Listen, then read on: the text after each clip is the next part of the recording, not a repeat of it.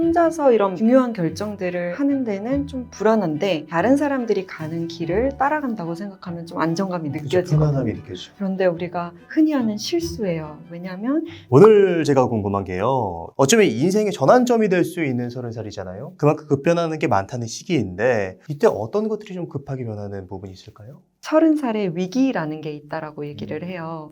10대, 20대에 우리가 뭔가 어른들과 사회의 압박 속에 막 달려오기만 했는데 30살이 되어서는 잠깐 멈춰서 내 인생을 중간 점검하는 시기라는 거죠. 그래서 많은 사람들이 어린 시절을 돌아보면서 내가 정말 행복했던 시절도 생각을 하지만 내가 힘들었던 시절도 회상하고 이게 나에 대해 뭘 말해주지? 자기 성찰을 하는 중요한 시점인 것 같기는 해요. 그러면서 또 내가 이루고 싶었던 것들을 얼마나 이뤘나 또 자기 평가도 하는 것 같아요. 그래서 자기에 대한 실망감 또 앞으로 내가 이런 것들을 이룰 수 있을까 하는 불안감도 같이 오는 시기라고 볼 수 있을 것 같아요. 그래서 이렇게 불안한 시기에 우리가 뭘 많이 하냐면 다른 사람들과 나를 비교해요. 왜냐하면 혼자서 이런 중요한 결정들을 하는 데는 좀 불안한데 다른 사람들이 가는 길을 따라간다고 생각하면 좀 안정감이 느껴지거든요. 편안함이 느껴지죠. 네. 그런데 우리가 흔히 하는 실수예요. 왜냐하면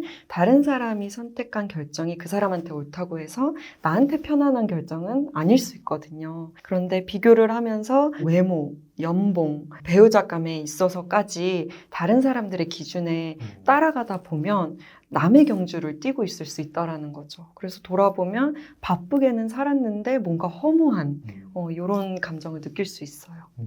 그럼 이렇게 많은 것들이 변하고 불안한 시기, 그리고 또 어떻게 보면 이 30대를 어떻게 보내느냐에 따라서 남은 인생이 결정된다라고 해도 무방하잖아요. 이런 중요한 시기에 우리가 꼭 알아야 되는 게 있다면 어떤 심리적인 사실을 알아야 좀 건강하게 살아갈 수 있을까요?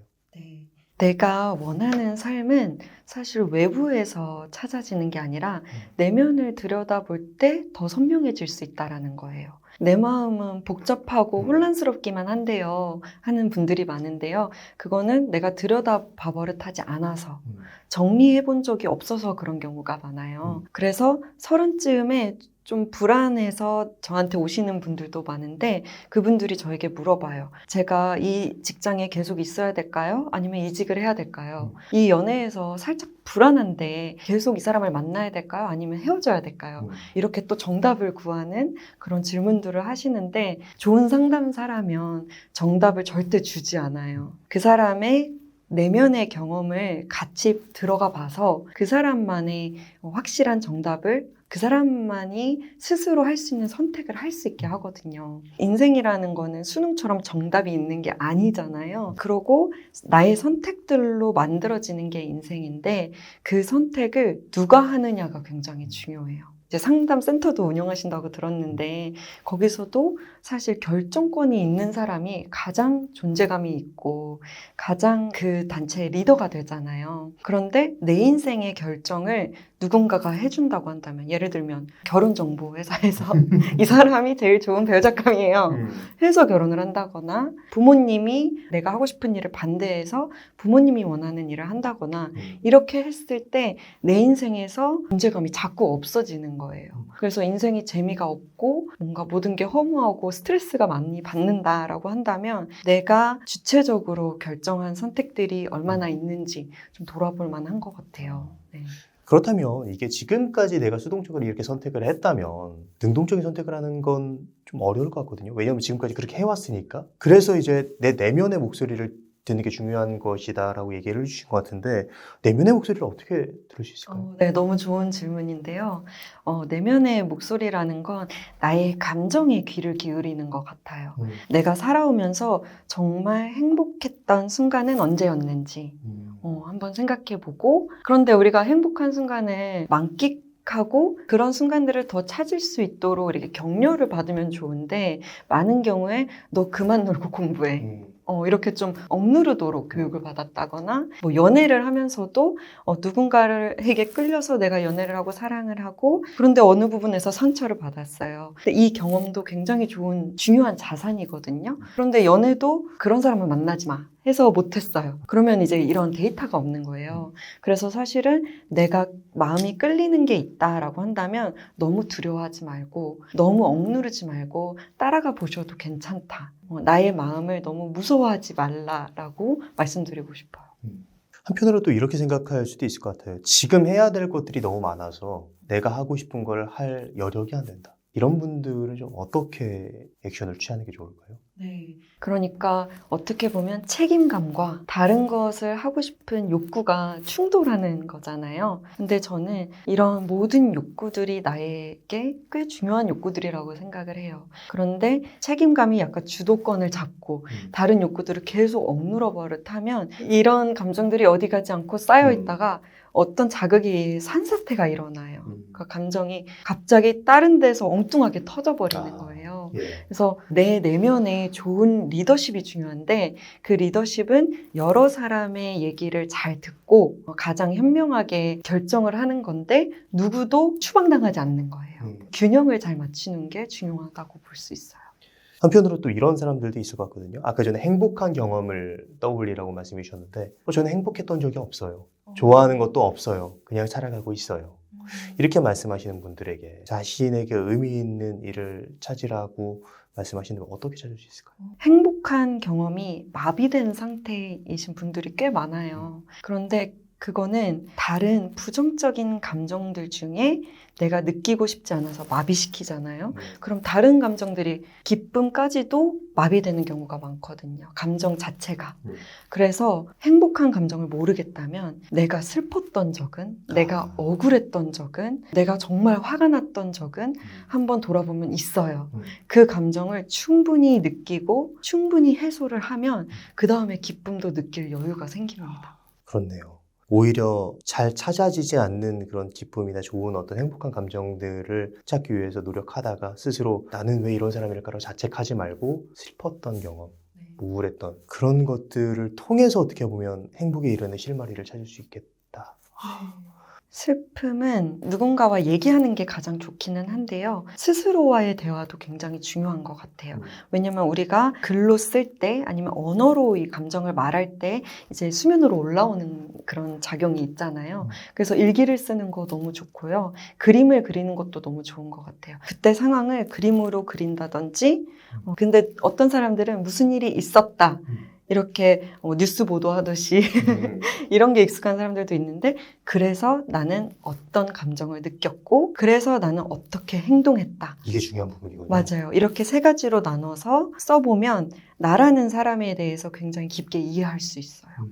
그 깊은 이해를 통해서 조금 더 긍정적인 나로 변화할 수 있는 어떤 방향을 모색할 수 있다. 네. 한편으로는 30대 이제 중요한 시기에 이거는 내가 포기하고 싶은데 포기하면 안 되는 가져가야지 인생에 도움이 될 만한 것들은 어떤 게 있을지. 한 가지를 말씀드리자면 관계인 것 같아요. 저희가 이제 바쁘게 살다 보면 또 경쟁이 좀 심한 사회잖아요, 한국이.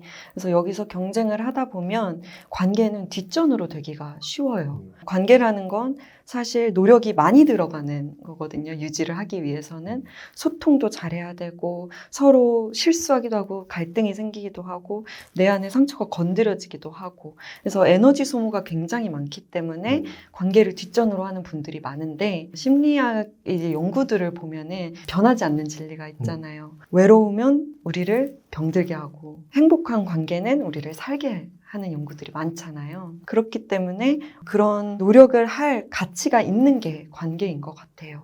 근데 내가 여태까지 관계가 상처가 더 많았다. 좋은 관계보다는. 그런다고 한다면 전문가의 도움을 받는 것도 저는 너무너무 좋은 인생의 그 전환점이 될 수 있다라고 생각합니다.